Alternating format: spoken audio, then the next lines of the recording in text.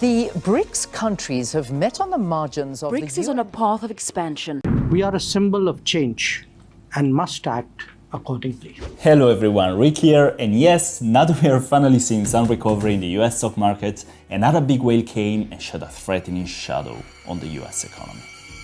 No panic, the topic is not new. Brics has existed in this form since 2010 and as BRIC since 2001, when the former chairman of Goldman Sachs, Jim O'Neill, came up with this term to describe the four fast-growing emerging economies of the world: Brazil, Russia, India, and China. South Africa joined the party later on in 2010. But if this group existed for 20 years, why are we talking about it now? Well, we read more and more news about the creation of a BRICS currency, which might threaten the position of the dollar as a global exchange currency in the long term. So today we're going to clarify where we're standing now, what's likely going to happen in the next decade, and above all, when and if there is a real possibility that the dollar will lose its glorious status of a global exchange currency. Without going too much into detail on the meaning of the global exchange currency, we can say that whatever currency has this title basically is the one that is most used in international trades. Therefore, the country that owns this currency, in this case the US, has a tremendous economical advantage. So what if now China, Russia, India, Brazil, and South Africa, and potentially many other countries come out together with a new currency and overthrow the throne? Is it bad?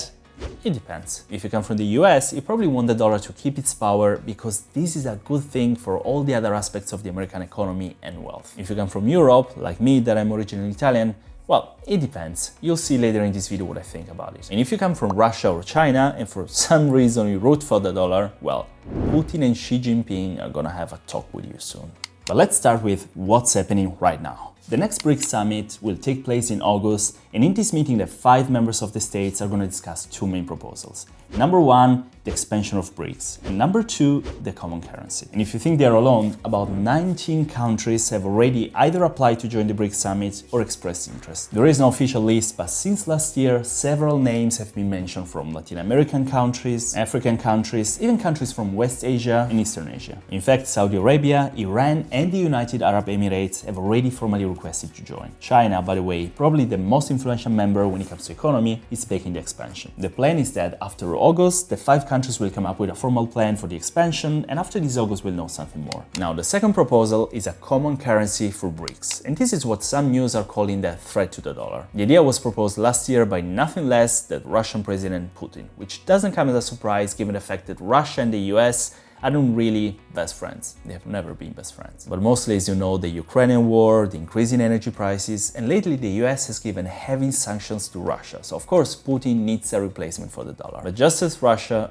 other countries will need to. And here comes BRICS to the rescue. If enough developing countries decide to start exchanging with each other with a new currency, in this way they reduce the reserve of dollars, the dollar will lose exchange volume, and at some point in the future it might potentially become weak enough not to be able to dictate law anymore. So could they just throw a new coin to the table and kill the king? Well, it's not that easy. Right now, the BRICS Bank, which is the so-called New Development Bank, is studying how a new currency could be used in international trade, and above all, if using it might lead to any sanctions. But there are some problems to be solved. The first one is the war in Ukraine and the arrest warrant that the International Criminal Court, the so-called ICC, has issued against Putin this year. So basically what they're trying to do is offering immunity to all summit attendees. With immunity, Putin could attend the meeting without being arrested like Johnny Sack at his daughter's wedding in The Sopranos.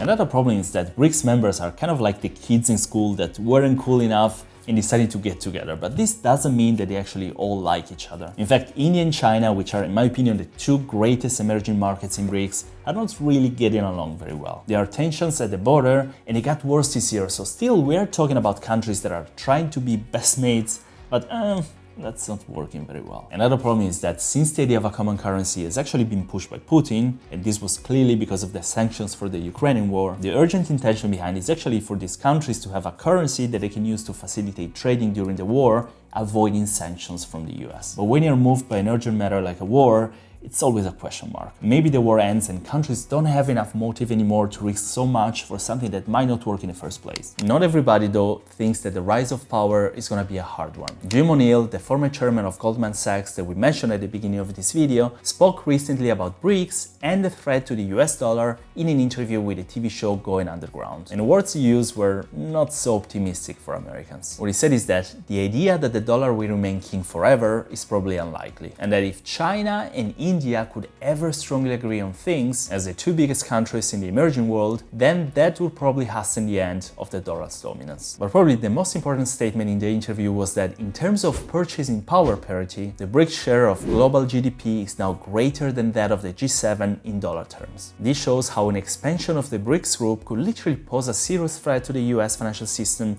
if they manage to expand as they plan to do this summer. In order to understand if this is going to happen in the next 10, maybe 20 years, we need to see the whole topic from a different perspective. It's not about what will be decided this August, or even if Russia will win the Ukrainian war or not. Monetary matters are long-term matters, just like good investing. So in order to understand, we need to see how countries are developing in the long term. In this, we get a lot of help from the wonderful decades-long study that the billionaire investor Ray Dalio summarized in the book Principles for Dealing with the Changing World Order. Basically, you have to imagine that in the long term, and by long term I mean a couple of hundred years, every dominating power follows a certain pattern of rise and fall, and the US finds itself now in the falling part. You can see that from this graph. In a nutshell, the US rose to become the world's superpower of the last 150 years, though particularly during and after World War II. But after the 70s, the US started declining as a global power, and China rapidly increases to the point that it's almost reaching the US. If you wonder where this graph comes from, Dalio created it based on around 20 determinants such as economy, internal order,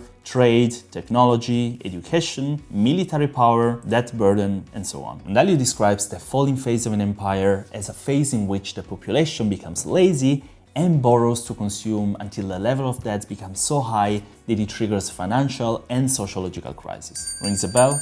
Well, usually when a country is losing its power, there is always another one that is increasing it. And this is the case for China now. When you have a declining country and a rising country, you get to the point that one power is strong enough to try to overthrow the other from the throne and take its place. So there is no doubt, in my opinion, that the American economy is not going to dominate forever. And considering that it's deeply in the falling phase, we can expect this to happen within the next 30 years maybe. But the reality is, nobody really knows. But maybe some of you are strongly invested in the American stock market, like me.